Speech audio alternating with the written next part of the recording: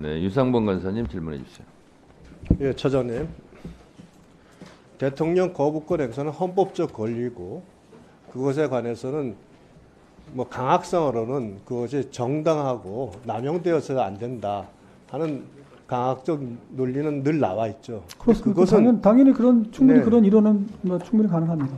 그거는 이제 국회에서의 탄핵 소추도 불체포 특권 행사도 마찬가지로 그것이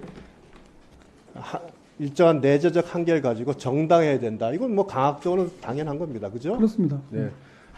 그런데 윤석열 정부 들어와서 거부권 행사한 게 한 24건이 되는데 그 모든 법률을 다 아마 거부권 행사하는데 의견을 내셨을 거예요. 그 모든 그렇습니다. 법률이 행정부의 권한을 아예 제한한다든가 예산 자체를 그러니까 예산 행사를 국회가 결정한다든가 하는 위헌적 문제, 상권 분립의 문제, 또한 이미 위헌성이 인정된 특검법을 2번, 3번 위헌성을 더 가중해서 발의를 해가지고 법안을 이첩시켰기 때문에 거부권을 행사할 수밖에 없었던 거 아닙니까? 그렇습니다. 뭐 거부권 행사한 법률 중에서 무슨 다른 이유가 있어서 거부권 행사한 법률이 있었습니까? 다른 이유는 없습니다. 네. 그래서 즉 국회에서 입법권을 행사할 때도 입법권이 항상 상권 분립의 원칙, 위헌성을 침해하지 않아야 된다는 부분. 이런 부분에 대해서 다 지켜져야 되는 거 아니겠어요? 그렇습니다. 입법권에도 내재적 한계 있는 거죠. 물론 내재적 한계가 충분히 이제 이론상으로 있습니다. 그렇지만 제가 아까 말씀드린 것은 그 내재적 한계가 과연 이게 실제로 무슨 헌법재판이라든가 이런 그 재판이 됐을 때 그게 그 내재적 한계라는 이론이 네, 무슨 얘기인지 압니다. 실질적인 효용성이 있겠냐 그걸 말씀드리는 그러나 거죠. 이제 국회에서는 그럽니다. 다수결의 원칙에 의해서 했으면 무조건 정당하다. 이게 이제 또한 논리거든요. 자, 네. 우리 아까 김건희 여사 디올백 수사 무혐의 결정에 대한 부당성을 지적을 하시면서 결국 직무 관련성이 없다는 입장에 대해서 그렇지 않다는 주장을 하는데 그 답변을 못 하셨어요. 아주 간단하게 직무 관련성 부분에 대한 답변을 해 주시죠. 직무 관련성을 인정하려면 구체적으로 뭐 여러 가지 뭐 금품이 오갔다든가 그런 동기, 그 당시 했던 말, 또 그 이후의 사정 들 다 종합적으로 고려해서 판단해야 될 문제지 않습니까? 그건 사실인정의 네. 문제지 않습니까?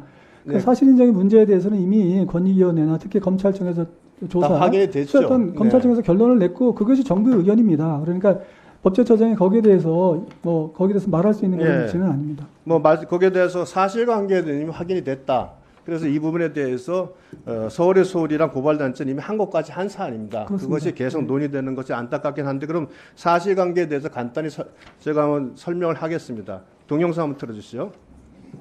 동의 반복으로 말씀을 드리면 모든 선물 비용 중에 디올백과 샤넬 화장품 세트는 서울의 소리 이명수 기자가 직접 알겠습니다. 구매해줬습니다. 그러면 제가 이제 정확하게 그 시점을 2022년 5월 19일 뭔가를 이게 금융위원회에 대한 인사 이런 걸 해도 되나라고 하는 그 장면을 목격한 것 어쨌든 본인은 그렇게 목격했다고 하시니까요. 그 이후부터 내가 뭔가 언더커버 역할을 해야겠다라고 생각하셨다는 거 아닙니까? 그날부터요. 그리고 그날부터 그러니까 5월 19일부터 그리고 나서 그 다음부터는 다른 분이 주는 비용을 가지고 뭔가 이걸 한번 주면 받나 안 받나. 아까 스탠드에는 뭐라고 말씀하셨냐면 스탠드에는 도청장비나 폭발물도 들어갈 수 있기 때문에 이건 설마 안 받겠지라고 했는데 이것도 받아가네. 뭔가 다시 말하면 이게 이렇게 경비 시스템이 이렇게 뚫려도 되나라고 하는 것들을 전통료도 받아 그럼 이것도 받나라고 하는 생각에서 한번 해봤다는 거잖아요. 그러시죠? 네. 예. 그러니까요. 네. 이 모든 것들은 청탁의 목적이 아니라 뭔가를 본인 스스로 청탁 목적이 없다고 청문회에 나와서도 답변을 했습니다. 넘겨보세요. 9월 13일 날 대담을 하고 본인이 작성한 문서에는 이렇게 적혀 있습니다. 이 선물은 김 여사와 개인적인 관계에서의 선물이지 내물이나 청탁의 목적과 용도로 준 것이 아님을 분명히 한다. 검찰에서 5월 13일, 31일 날 두 차례 진술해서 변호사가 동석했고 질문 내용에 전혀 이의 제기를 안 하고도 또 같은 내용이 진술했습니다. 그러나 갑자기 6월에 바뀌었어요. 심사 소위에서는 유도신문에 의해서 소극적으로 청탁은 없었다고 답변했다고 한다. 자, 이 내용을 다 놓고 보면 이거 본인이 청탁이 없었다고 명백히 자백하는 거 아니에요? 어떻게 보이세요?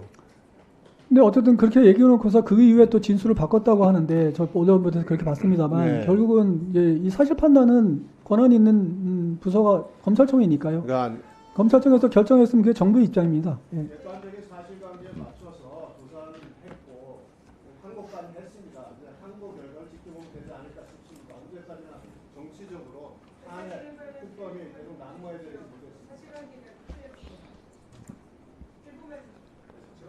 사실관계에 틀린 것은